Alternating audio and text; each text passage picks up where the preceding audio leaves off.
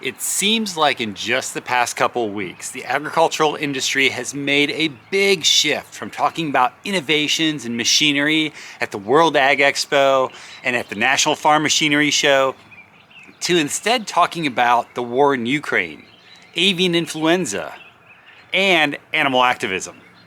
Stay tuned for all that and more in this week's New Ground.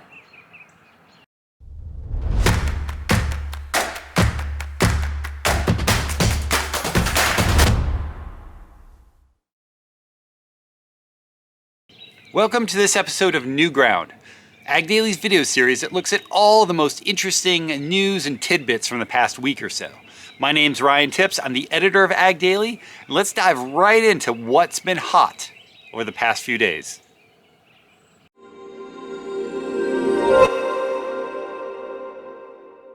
One of the biggest and brightest moments that happened recently was the announcement that philanthropist Mackenzie Scott is donating $50 million to our agricultural youth through the National 4-H Council.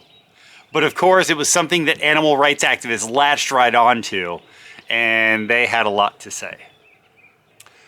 4-H programs operate in both urban and rural areas around the nation, helping to nurture fields such as science, arts, and agriculture, as well as teach responsibility and leadership.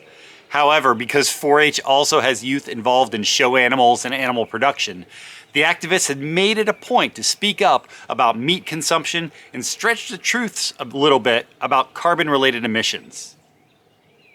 Those who do not come from agricultural backgrounds may not understand how our ag youth view livestock, but it is safe to say that Mackenzie Scott's donation is going to do a world of good for our young people and for the programs that support them.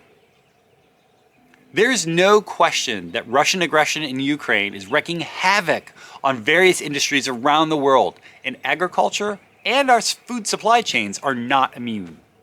Norwegian fertilizer manufacturer Yara International expects that the long-term consequences of the war on our global food supply will impact both rich and the poor parts of the world.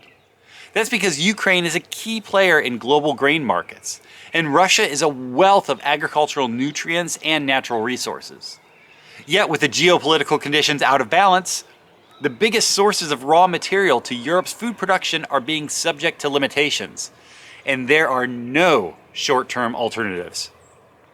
Of course, we don't know how it's all going to play out just yet, but you'd be silly not to be paying close attention right now. Plant-based meat alternatives are an emerging industry, growing 200% since the beginning of the pandemic. And many livestock producers have always wondered how this kind of growth will ultimately affect the beef markets.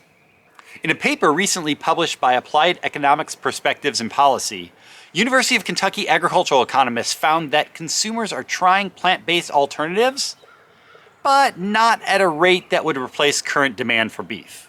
That's good news for many livestock producers and for food security overall, which relies heavily on the nutrition that meat products provide.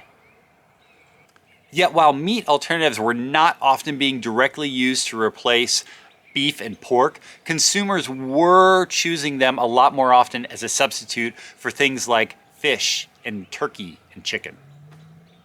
Highly pathogenic avian influenza is a serious disease and requires a rapid response because it is so contagious and is often fatal to poultry. Since the beginning of February, there have been 14 confirmed cases of this disease, including in states like New York, Maine, Indiana, Delaware, Kentucky, Virginia, and Michigan.